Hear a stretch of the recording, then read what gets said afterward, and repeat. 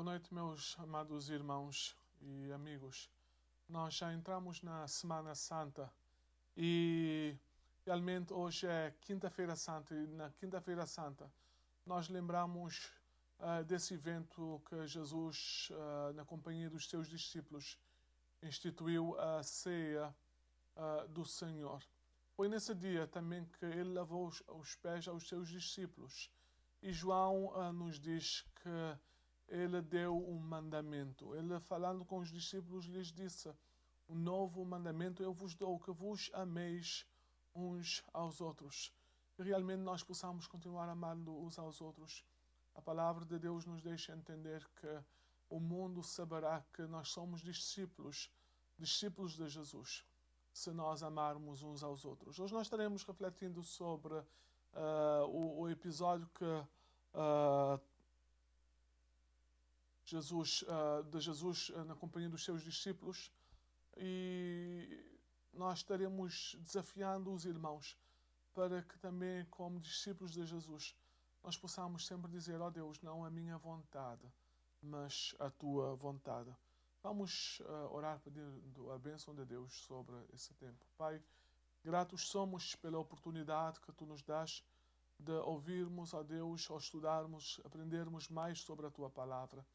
Pedimos a Deus que ela possa realmente calar fundo no nosso coração e que, como teus servos, possamos sempre dizer: ó Deus, que eu posso viver de acordo com a tua palavra e que sempre eu possa procurar honrar e glorificar o teu santo e bendito nome. Nestes dias difíceis, ó Deus, com as notícias, ó Deus, desse vírus, ó Deus, que propaga, de pessoas morrendo, ó Senhor, nós pedimos misericórdia, pedimos também o cuidado sobre o pessoal de saúde, ó Deus, nos hospitais. Oramos, ó Deus, sobre os governantes, na tomada de medidas, ó Deus, para o povo. Mas, sobretudo, ó Deus, pedimos por misericórdia. Tenha misericórdia de nós, ó Deus.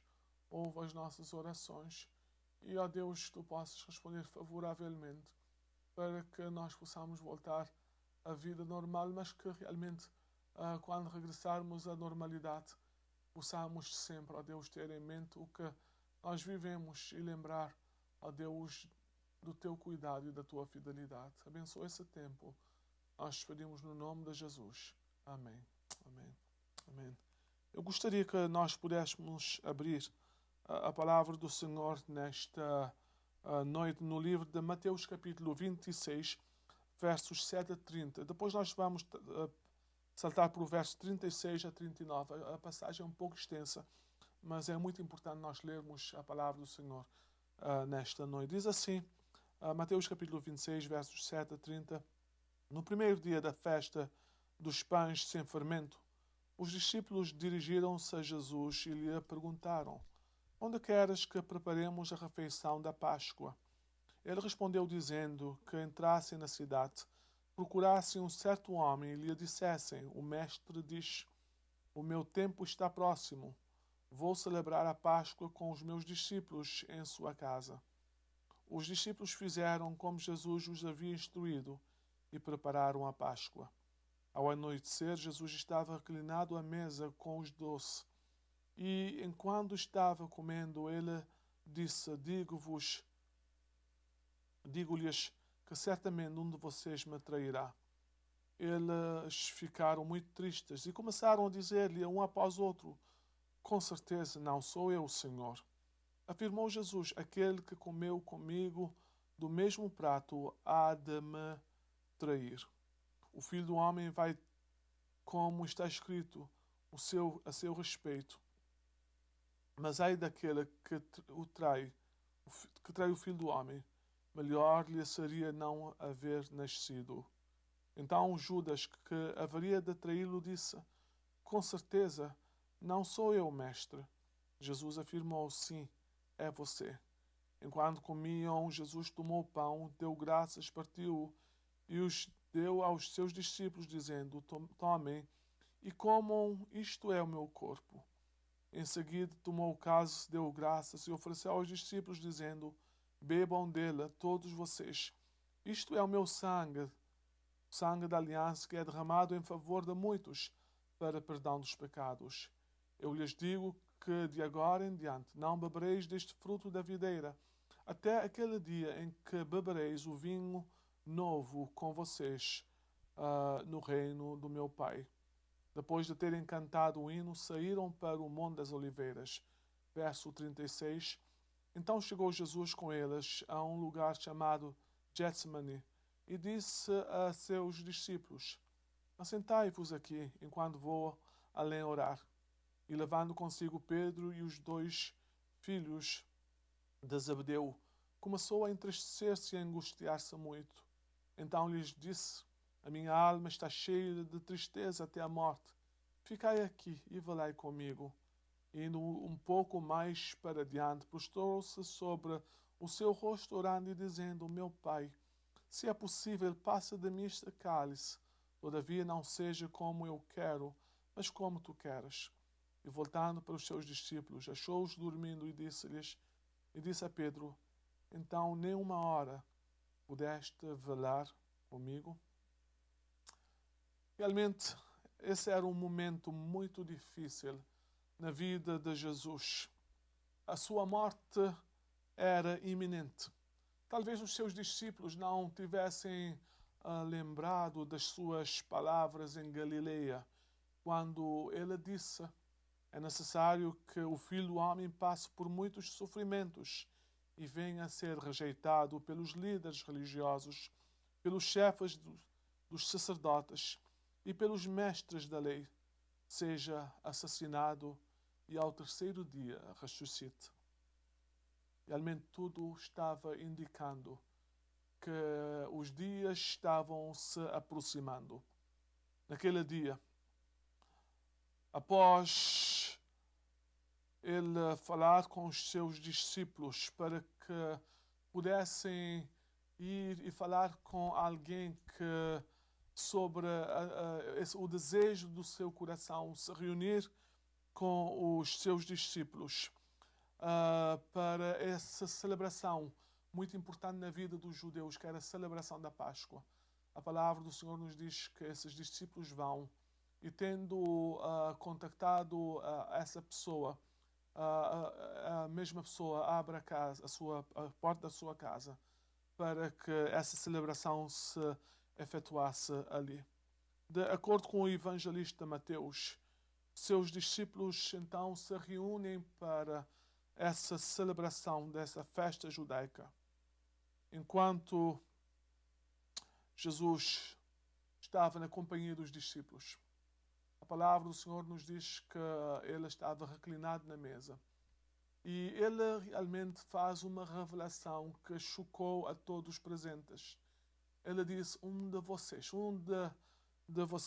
que tem estado comigo durante esses 3 anos, um de vocês que viu os meus milagres, um de vocês que presenciou e ouviu os meus ensinamentos, um de vocês haverá de me trair. E num ambiente conturbado, os discípulos começaram a perguntar: será que sou eu?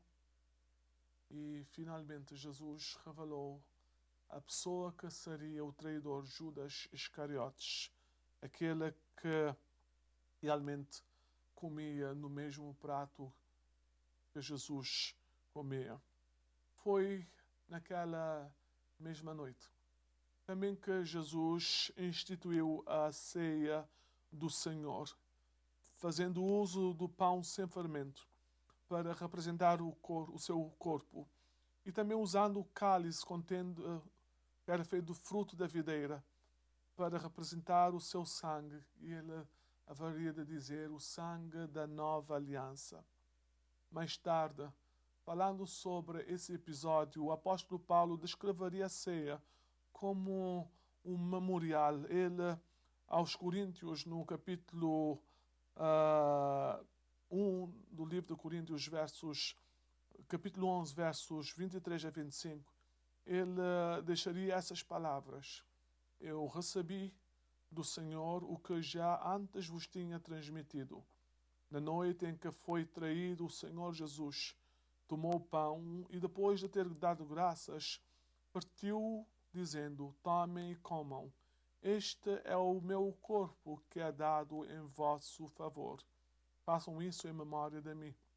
De igual modo, ou no cálice do vinho, no fim da ceia, disse: este cálice é a nova aliança, selada com o meu sangue. Façam isso todas as vezes que beberem em lembrança de mim. O apóstolo, ao descrever a ceia, ele o faz deixar-nos entender que a ceia é uma proclamação da fé na eficácia da morte de Jesus Cristo. Vocês proclamam a morte do Senhor, mas eles dizem que é uma morte também que traz esperança, porque aquele que haveria de morrer também ressuscitaria, subiria aos céus, mas um dia ele haveria de voltar. E por isso a palavra do Senhor nos diz que Paulo disse que realmente esse memorial seria a proclamação de Jesus Cristo, a proclamação do seu regresso, da sua segunda vinda. No livro de Apocalipse, na ilha de Patmos, a palavra do Senhor nos diz que João tem a revelação de Jesus Cristo. E no livro de Apocalipse, ele escreve esse livro, no capítulo 1, verso 7, ele nos diz: eis que vem com as nuvens, e todo o olho verá, até os mesmos que o transpassaram, e todas as tribos da terra se lamentarão sobre ele. Sim, Jesus Cristo virá sobre as nuvens, e todos haverão de vê-lo. E as próprias palavras de Jesus no livro do Apocalipse são essas: eis que cedo venho, e o meu galardão está comigo, para dar a cada um segundo a sua obra. A pergunta que eu gostaria de fazer ao meu amado irmão, ao meu amado amigo, é: será que você está preparado para esse grande e glorioso dia em que Jesus Cristo haverá de voltar? Sim, apenas quando Jesus instituiu a ceia, ele fala sobre, Paulo haveria de falar mais também sobre o seu regresso. Ele virá. Mas também na ceia nós vemos que há uma chamada à reflexão. Como cristãos, nós somos desafiados a refletir sobre a nossa vida com Deus. Será que nós temos agradado a Deus? Será que nós temos vivido uma vida que realmente traz honra e glórias ao nosso Deus?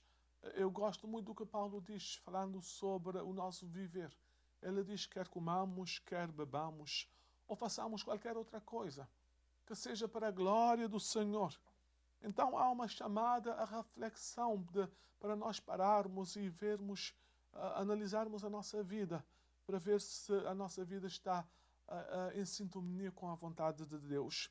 E Paulo diz no livro de Coríntios, nos versos 28 a 34, mas eu vou apenas cingir ao verso 28 e 29, ele nos diz: examina-se, pois, o homem a si mesmo, e assim como o pão e beba do cálice, porque quem come e bebe para sua própria condenação, se não discernir o corpo do Senhor. Sim, é um momento muito especial, muito importante na vida do cristão, a ceia do Senhor. Mas é um momento para nós refletirmos, para que, tomando os elementos, nós possamos tomar para a bênção, para realmente o nosso proveito espiritual, mas não para a condenação. Meus amados irmãos, foi também nessa noite, depois de Jesus ter saído do lugar que ele estava na companhia dos discípulos, que ele se dirige ao jardim de Getsemane com 3 dos seus discípulos. Getsemane era um jardim à frente ao templo de Jerusalém, no Monte das Oliveiras. É nesse lugar que ele pede graça para cumprir o propósito da sua missão. Ele veio para morrer pelos nossos pecados. Paulo escreve no livro de Filipenses essas palavras, que ele não teve por usurpação ser igual a Deus, mas ele a si mesmo se esvaziou, tomando a forma de homem, estando na forma de homem, humilhou-se até a morte e morte da cruz. Sim, ele veio com uma missão de morrer para que, através da sua morte, nós pudéssemos ser vivificados para podermos viver na presença do nosso Senhor e Salvador, do nosso Deus Pai Todo-Poderoso. Ele foi ao jardim. Realmente, Getsemane era o lugar que ele tomou. Ele chegou acompanhado dos três discípulos, Pedro, Tiago e João. Pedro, Tiago e João foram levados antes ao Monte da Transfiguração. Ali eles viram a revelação de Jesus na sua glória. Mas agora eles, conduzidos por Jesus, eles chegam ao Monte das Oliveiras, no Getsemane, para compartilhar a sua agonia. No jardim do Getsemane, encontramos um homem em profunda agonia. Dos seus lábios nós ouvimos essas palavras: minha alma está angustiada pela tristeza até o ponto da morte. Jesus estava enfrentando momentos críticos em sua experiência terrena. Por 2 vezes, ele pede aos discípulos que continuassem suportando nesse momento de grande pesar. Ele pediu àqueles que estavam com ele desde o início do seu ministério. Ele os chamou, e eles o acompanharam. Eles viram os seus milagres, mas agora, no momento crucial da sua vida, a palavra do Senhor nos diz, ele chega para falar com eles e eles os encontra dormindo. Ele vai e continua orando. Ele deseja a comunhão desses discípulos. Regressando, ele os encontra dormindo mais uma vez. Ele volta de novo para orar. E ali ele ora: Pai, se queres, afasta de mim este cálice. Entretanto, não seja feita a minha vontade, mas o que tu desejas. Humanamente, Jesus teve que buscar a graça divina para enfrentar os momentos que estavam por vir, através do cálice do sofrimento e da morte, o que nos garantiria a salvação. O profeta, profetizando sobre esse sofrimento que dias depois ele haveria de sofrer, ele escreve: mas ele foi ferido por causa das nossas transgressões e moído por causa das nossas iniquidades. O castigo que nos traz a paz estava sobre ele, e pelas suas pisaduras fomos sarados. Não dias depois, mas no dia seguinte, nós sabemos que ele seria traído, ele seria levado e colocado numa cruz, e ele morreria na cruz. E a palavra do Senhor, nesse momento, fala-nos de Jesus, que diante dessa agonia, pensando na sua missão, ele abre o seu coração e ele diz: ó Deus, não seja feita a minha vontade. No jardim do Éden, os homens, Adão, o primeiro Adão, fez a sua vontade. Em vez de ouvir a voz de Deus, obedecer ao que Deus tinha dito, ele realmente não deu ouvidos à voz de Deus e desagradou a Deus. E com isso a palavra de Deus nos diz que o pecado entrou no mundo e o homem passou a ficar afastado da presença de Deus. E a palavra do Senhor nos diz que o pecado trouxe a morte e separação de Deus. Mas ali no jardim de Getsemane, a palavra do Senhor deixa-nos entender que Jesus Cristo, o segundo Adão, através da sua aceitação, a submissão à vontade do Pai, ele estaria ali abrindo as portas para que realmente com o seu aceitar da missão nós pudéssemos agora ter de novo a possibilidade de ver o nosso relacionamento restaurado com o nosso Senhor e Salvador. Ali na cruz, aliás no jardim, a palavra do Senhor nos diz que ela diz: meu Pai, se queres, afasta. Mas seja feita a tua vontade. O cálice representava a ira de Deus. sobre o pecado. E Ele toma os nossos pecados em seu ombro quando Ele aceita realmente o nosso lugar. E nós encontramos Pedro mais tarde escrevendo essas palavras, levando Ele mesmo em seu corpo os nossos pecados sobre o madeiro, para que mortos para os pecados pudéssemos viver para a justiça, e pelas suas feridas fostes sarados. O apóstolo Paulo disse: aquele que não conheceu o pecado fez pecado por nós, para que nele fôssemos feitos justiça de Deus. Sim, meus amados irmãos, quando Jesus disse: seja feita a tua vontade, Ele estava a cumprir o plano de Deus. Deus amou o mundo de tal maneira que deu seu Filho unigênito para que todo aquele que nele crê não morra, mas tenha vida eterna. Sim, Jesus Cristo veio para tomar o nosso lugar. E Ele, realmente sobre Ele recaiu a ira, o cálice da ira de Deus, para que nós pudéssemos ser feitos filhos de Deus e termos acesso à sua presença. É durante esse tempo que Ele ora pedindo a direção de Deus. Sim, Jesus nos desafia a orar. Ele era um homem de oração. E Ele nos desafia a orar para que nos momentos difíceis nós possamos realmente continuar firmes realmente na nossa fé. Alguém disse: precisamos gastar tempo em oração hoje, para que quando as tempestades da vida nos assaltarem, saibamos que a nossa âncora da fé está afirmada na rocha, que é Cristo Jesus. É difícil edificar a nossa fé no meio das tempestades. Nós precisamos começar, não é? No relacionamento com Deus, no nosso dia a dia. Quando vierem as tempestades, a nossa raiz já estará profunda e realmente nós não seremos abalados.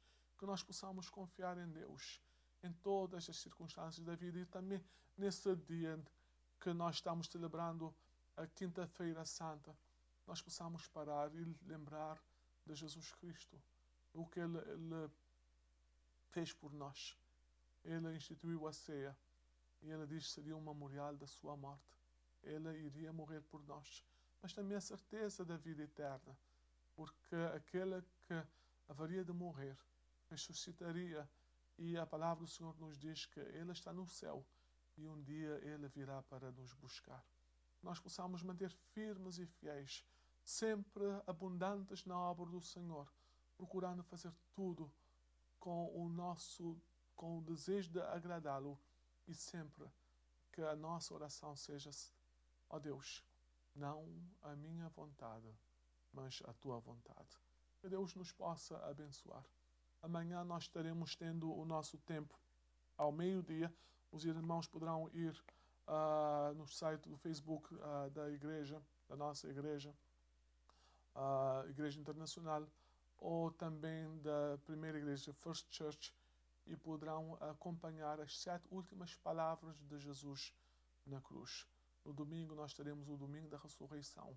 Nós estaremos desafiando os irmãos a irem à First Church no nosso tempo de madrugada. Vai ser ali, mas vamos continuar orando para que Deus possa nos abençoar durante essa Semana Santa.